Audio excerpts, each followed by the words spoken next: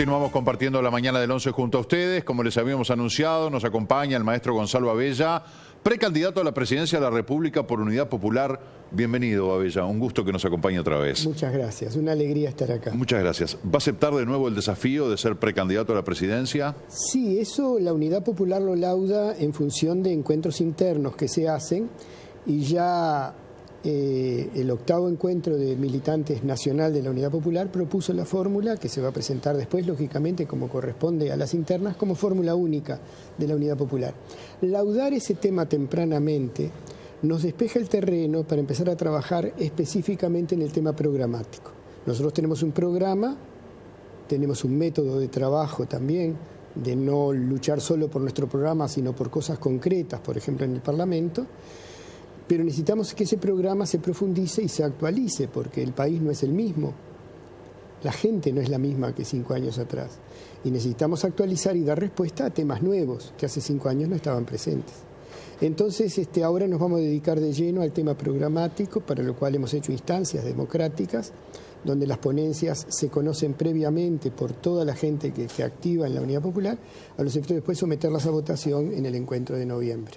Yo le iba a decir, bueno, usted para las elecciones del 2014 tenían una propuesta programática, hoy para el 2019 la propuesta tiene que ser otra porque ha habido muchos cambios y quería profundizar en qué cosas tienen que estar prestando atención o qué cosas tienen que modificar para atender la realidad actual.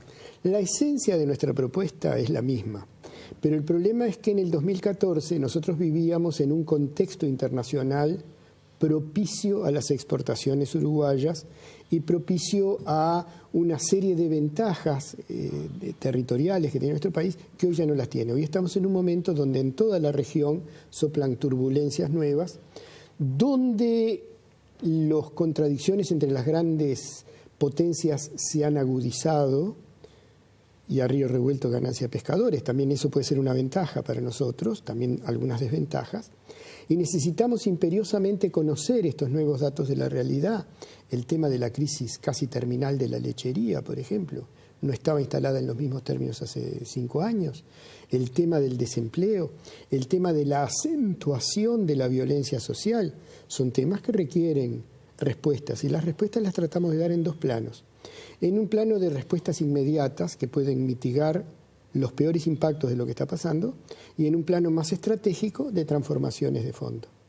En el tema de la seguridad, que impacta y duele mucho, ¿cuáles serían las propuestas de Unidad Popular como para en lo inmediato atender este problema?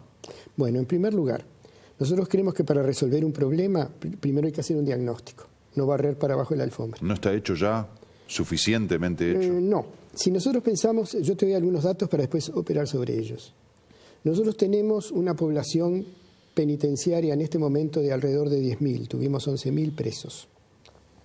De esos 11.000 presos, el 80% son menores de 30 años.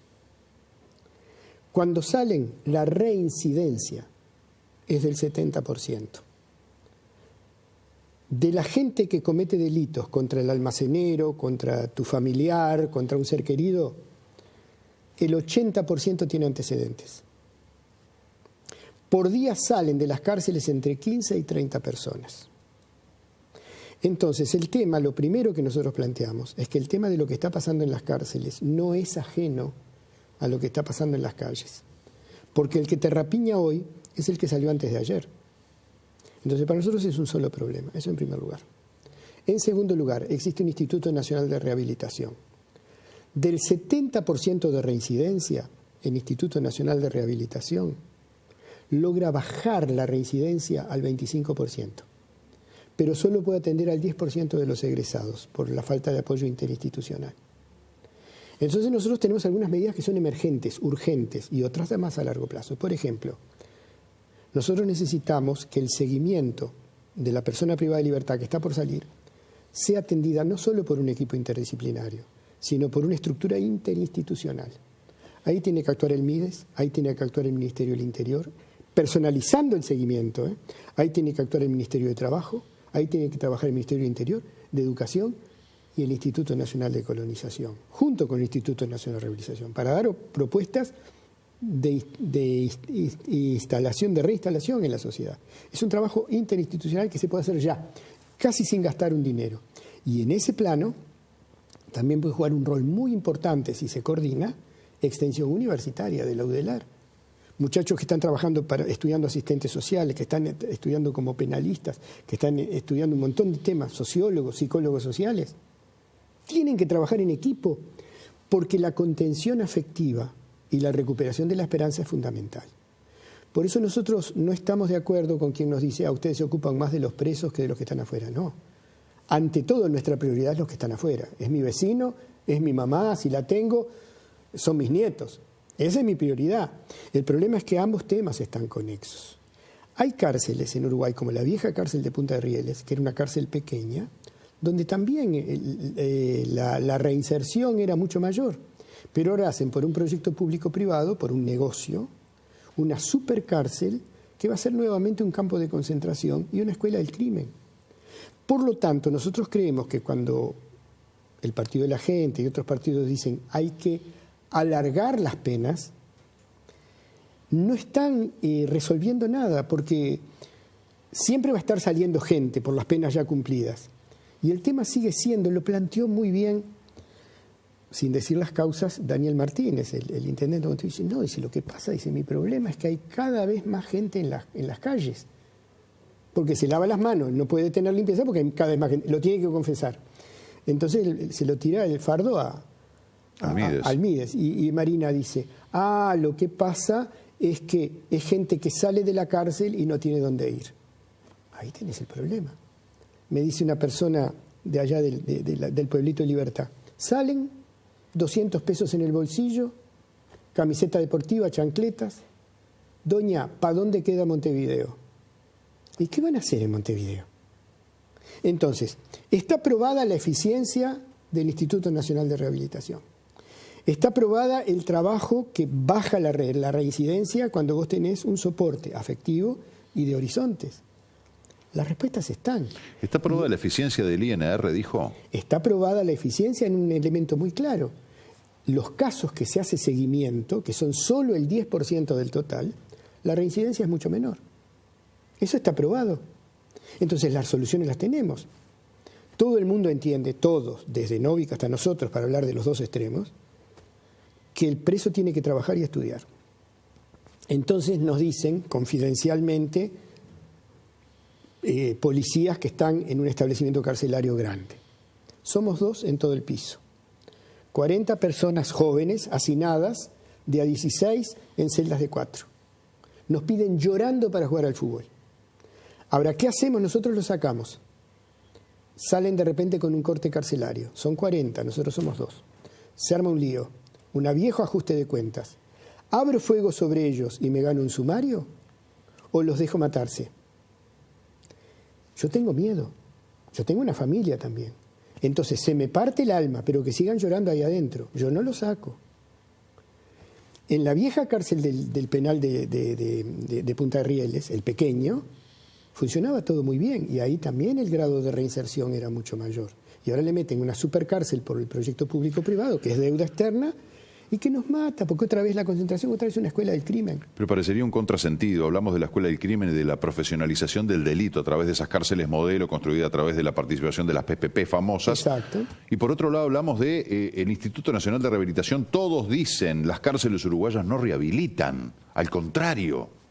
Las cárceles uruguayas en general no rehabilitan. Hay algunas donde hay procesos interesantes. Yo te puedo decir, por ejemplo, en Piedra del Indio, en el departamento de Colonia, hay algunos procesos rehabilitantes interesantes. Yo te puedo decir que en muchos casos que atiende el Instituto Nacional de Rehabilitación han tenido éxito. O sea, yo lo que te digo que en general las cárceles uruguayas no solo no rehabilitan, sino que son escuelas de posgrado del crimen. Y lo primero que hay que hacer es sincerarnos, no barrer para abajo de la alfombra. Declaraciones del ministro Bonomi una vez. Una boca de pasta base en un barrio humilde de Montevideo genera un ingreso de 40.000 pesos por mes. ¿Cómo le decís a una persona que no tiene valores? Váyase a buscar un trabajo de 8 horas. ¿En dónde? Y ganando eso, y de manera tan fácil. Entonces, nosotros creemos, en primer lugar, sobre el tema de la seguridad, que no hay un diagnóstico sincero. Segundo, que se insiste en cosas monstruosas como las supercárceles público-privadas, que son consideradas como un negocio y no centros pequeños de rehabilitación. Tercero, que no se tiene en cuenta que en estas condiciones de las cárceles uruguayas, prolongar el encierro no ayuda para nada, lo cual no significa que queramos que los chorros estén libres, vamos a entendernos, la represión es imprescindible. Lo que nosotros decimos es que hay en la población carcelaria un núcleo reducido de gente miserable y despreciable que no tiene arreglo. Violadores de menores, asesinos seriales que los tenemos. Eso no tiene arreglo. Pero tenemos un contexto de gente muy joven que puede haber rehabilitación en el estudio, en el trabajo. Pero fíjate vos, por ejemplo, un tema que creó el Frente Amplio interesante, ¿no? Un día menos de condena. Sí, la convocatoria del 2x1. Asignatura, y por cada asignatura de secundaria que apruebes. Aprobada. Entonces me dice un profesor, que tampoco voy a dar el nombre, se abre la primera reja, entro, se abre la segunda reja, entro. Y ante una persona que no estudió, que no entiende nada, pero que tiene gente afuera, me dice, me tenés que aprobar. ¿Yo qué hago? Vivo en el pueblo, me conocen. Si no lo apruebo, viene la vieja vendetta y venganza. El problema, exacto, entonces el problema es que se desvirtúa en tanto no se sincere la situación. Y después hay otra cosa, es decir, el mejor binomio, y esto más a grandes rasgos, no hay otro binomio mejor para resolver esa violencia social generalizada que el estudio y el trabajo. Mi compañero de fórmula es del Cerro, y decía, el Cerro era un barrio de puertas abiertas y de gente con confianza, mientras había chimeneas en los frigoríficos.